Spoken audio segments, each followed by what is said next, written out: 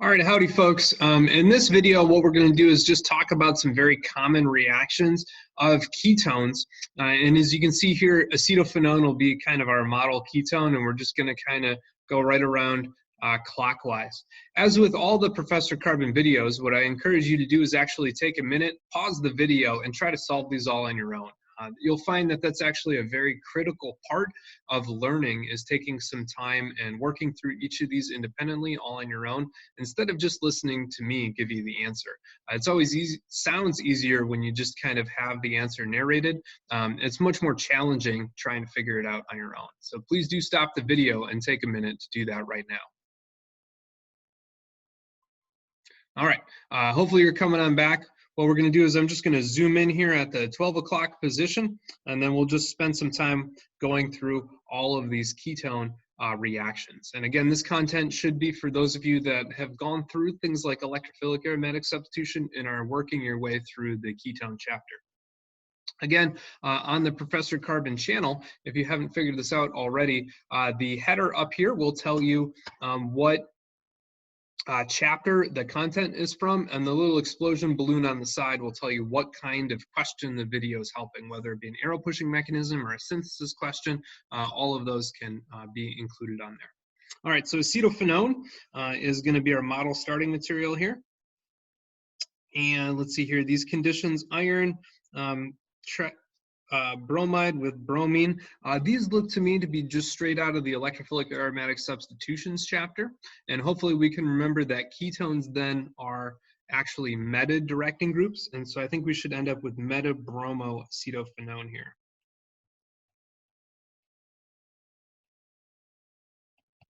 And as a reminder, there's two different meta positions, and they're equivalent in this molecule. So you could draw the bromine going down, or you can kind of draw it going up on over this way, sort of at this position. The next reaction here that we can talk about is going to be sodium ethoxide, and you'll notice it's ethoxide to go with the ethyl ester, so that'll keep it from having ester exchange spontaneously in the presence of the base. And sodium ethoxide is a strong enough base to deprotonate this methyl group, and so presumably we'll be engaging an enolate. And with an ester, what we'll be able to do is actually attack that ester and make a beta diketone that way.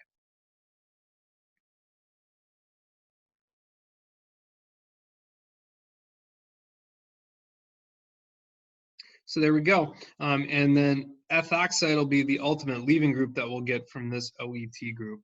And so again, you're making enolate, and then it's going to attack the ester carbonyl to do an acyl substitution mechanism, addition, elimination. And then ultimately you'll have to protonate at the very end of the reaction, because that H in the middle there is quite acidic. So you'll actually end up temporarily deprotonating.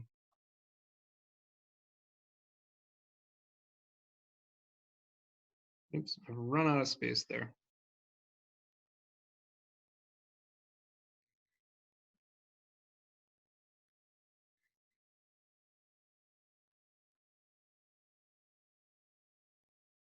All right, and then at the end of the reaction, you'll have to dump in some acid to get it out. Often we leave that little detail of the acid workup out of these kinds of reactions. The next one here is going to be sodium borohydride. That's a very classic reducing agent, and it works exceptionally well for ketones. So that's for sure what's going to happen. Get the alcohol out. Again, after an acidic workup, that would contain acid. So the next step here is going to be sodium hydroxide. Now that's a good base, and we're going to get benzaldehyde then. So that's a great electrophile. And the reaction then initially is going to go through a beta hydroxy ketone for the first step of our Aldol reaction. And under the strong conditions and equilibrating conditions of sodium hydroxide, this will end up getting eliminated off to make the molecule that we call chalcone. And so there you go. And if you've ever made chalcone, you'll know that it's kind of a nice pale yellow solid. And so that's kind of a fun detail there. All right, the next set of conditions look very similar maybe to the ones that we used up above where we have bromine. But here, instead of the strong Lewis acid iron tribromide, we're going to have this reaction run in acetic acid. And acetic acid is going to help us form a little bit of enol in solution, and then we're actually going to brominate the enol. And so we're going to do an alpha bromination here, which is going to differ from the electrophilic aromatic substitution. And so you can make alpha bromoacetophenone that way. Now, over here we have acid aldehyde, so that's a great electrophile just like benzaldehyde was, except you'll notice we've now changed the base from sodium hydroxide to LDA. And LDA is a very strong, powerful, kinetic deprotonating base, and so it's for sure going to be powerful enough to make the enolate, but using LDA, we can actually stop this reaction at the beta hydroxy ketone, which we were not able to do down here.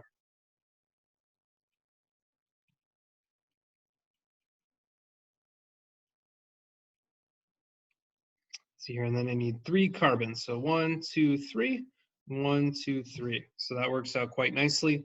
And this carbon ends up being the aldehyde carbon. So that's our beta hydroxy ketone. Sometimes I refer to this as the aldol adduct, which is kind of the intermediate on the way to the full aldol condensation.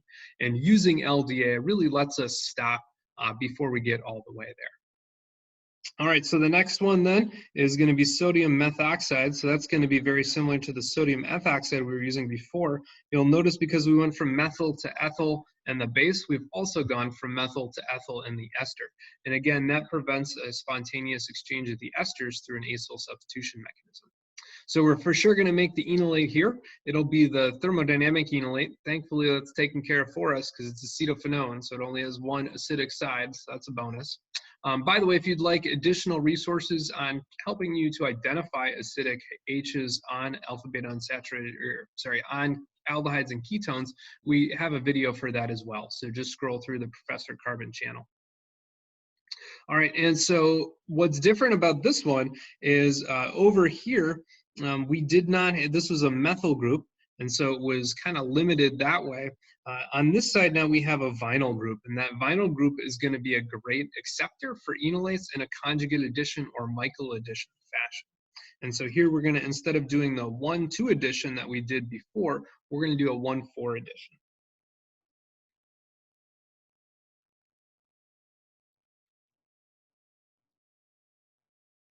So there's our acetophenone, and then we'll have attacked 2 new carbons and Me. And you can always tell if you've done your conjugate addition correctly because you should end up with a 1,5 dicarbonyl. And so if I count these, I should be able to go 1, 2, 3, 4, 5. And so that's a really good indication that I did this reaction correctly. Regular aldol reactions are 1, 3, and conjugate additions or Michael reactions are 1, 5. All right, let me see here. The last thing is probably every organic student's favorite reaction, the Grignard addition.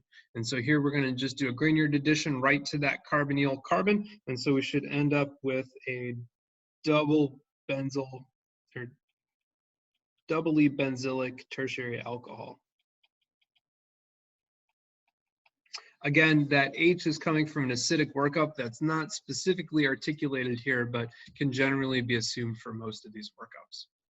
All right, so that's a nice bit of reaction scope there that we covered for ketones. So if you're enjoying these videos, please do subscribe to the YouTube channel. Again, that's how we know how many people are watching these, and watching that number tick up really gives us some encouragement to try some additional videos. If you want access to the PDFs of these notes, all you have to do is subscribe to us on the Patreon page, and hopefully you can give us a like on Facebook or Twitter as well. So thank you for watching. Please tell a friend.